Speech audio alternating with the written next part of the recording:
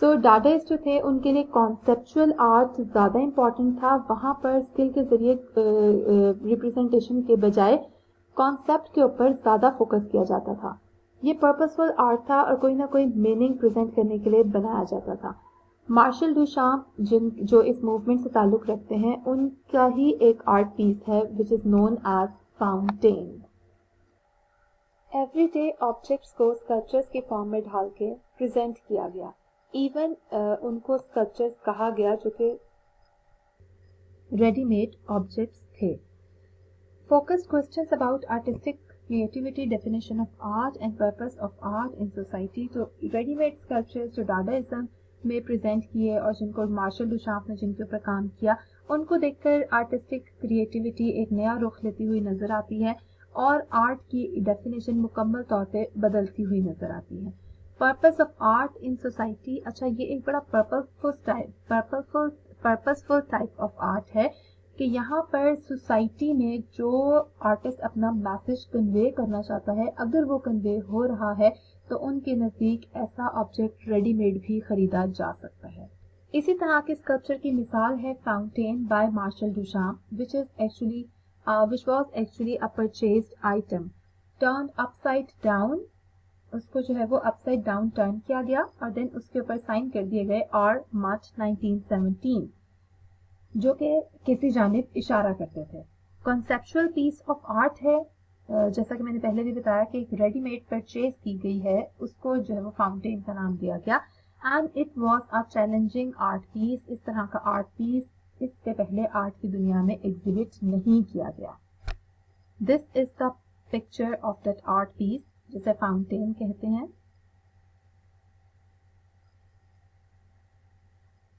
Fountain is also known as the urinal. इसको upside down करके इसको डिस्प्ले किया गया है। मार्शल डुशाम्प का जो स्कल्पचर है उसकी जो आउटलुक है उसके ऊपर डिफरेंट डिस्क्रिप्शंस दी गई हैं। कुछ लोगों का ख्याल है कि ये एक फेमिनिन फॉर्म को प्रेजेंट करता है क्योंकि इसकी हिप लाइक शेप बन जाती है। बहरहाल जो भी है, it presents a new concept of modernization. यहाँ पर मॉडर्न आर्ट एक नया रुख लेता हुआ नजर आता है, जहाँ पर रेडीमेड और ऑब्जेक्ट्स को जो है वो डायरेक्टली भी प्रेजेंट किया जा रहा है उसी हालत में जिस तरह से उन्हें परचेज किया जाता है या वो मौजूद होते हैं।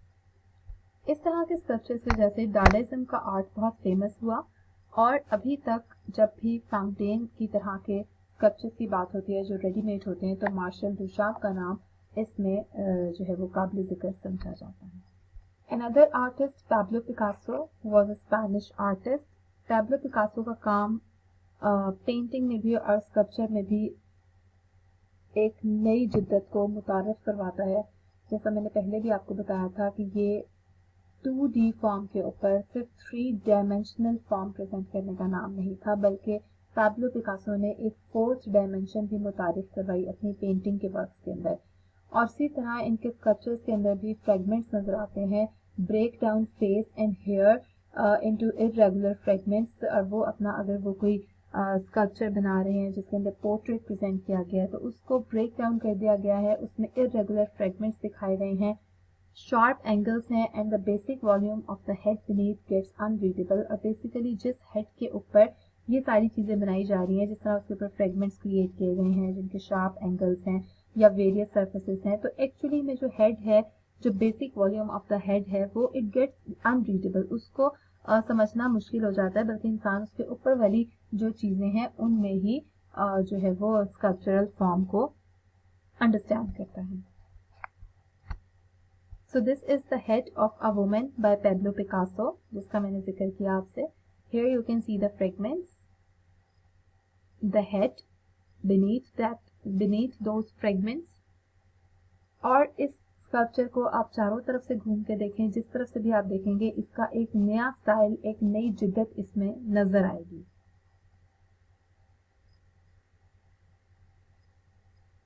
पिकासो की पेंटिंग्स के अंदर भी इसी तरह जिद्दत नजर आती थी। उनकी पेंटिंग्स जैसा कि लेस द मॉजल्स द एवरग्नॉन या फिर गिटार वाली जो उनकी पेंटिंग है, उन सब के अंदर चीज़ों को फॉर्म्स के साथ प्रेजेंट किया गया है, क्यूब्स के साथ दिखाया गया है। एनालिटिकल एंड सिंथेटिक क्यूबिज्म दोनों में पिकासो ने काम किया था। पिकासो के आर्ट में मुख्तलिफ किस्म के पीरियड्स नज़र आते हैं, जैसा कि ब्लू पीरियड जब उन्होंने ब्लू कलर्स के साथ काम करना शुरू किया, या रोज पीरियड जब वो पिंक टोन्स के साथ काम करने लगे। जो पोर्ट्रेट आपने अभी देखा था that was modelled in Spain. Picasso modelled the bust in Paris after the couple return from a summer trip to Spain. As in his early Cubist paintings, the shape of her sculpted head is faceted into smaller units. Intended to be seen in the round, the composition changes form when viewed from different angles. The head's slight tilt and the neck's sweeping curves gives the impression of movement as if she is about to look over her shoulder. तो यहाँ पे इस sculpture के अंदर movement दिखाई गई है, उसका थोड़ा सा हेड जो टिल्टेड है या फिर जो उसकी गर्दन में कर्व दिखाए गए हैं, स्वीपिंग कर्व, उसकी वजह से ऐसा लगता है जैसे अभी ये गर्दन हिलाकर किसी जानिब देखेगी।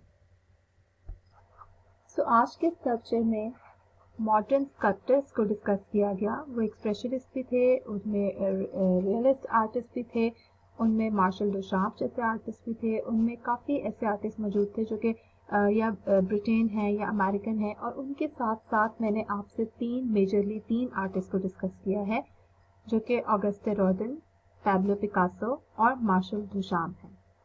ऑगस्टे रोदन फादर ऑफ मॉडर्न आर्ट भी कहलाता है। पैब्लो पिकासो के काम में आपको एक नई जिद्दत नजर आती है, यहाँ पर फॉर्म्स के साथ काम किया गया है। और मार्शल डुचाम्प का काम इसलिए मुख्तलिफ है कि ये रेडीमेड स्कल्पचर्स प्रेजेंट करते हैं। सो ऑगस्टे रोदन जो है वो ट्रेडिशनल थॉट्स के साथ काम कर रहे हैं और उनको अपने न्यू मॉडर्निज्म की तरफ ला रहे हैं। That's why he is called the father of modern art, क्योंकि उनके काम से ये मॉडर्न आर्ट का तासुर जो है वो दुनिया में आना शुरू हुआ, और उसके बाद आने वाले आर्टिस्ट ने उसको अडॉप्ट किया और उसमें काफ़ी नई जो है वो चीज़ें ईजाद की और उनको दुनिया के सामने प्रेजेंट किया। So art can be made of so many materials, it can be of any size, और एक नई चीज़ के रेडीमेड चीज़ों का इस्तेमाल भी किया जा सकता है, उनको इंस्टॉल किया जा सकता है और उनकी मदद से आर्टिस्ट अपना मैसेज कन्वे कर सकता है ईजिली।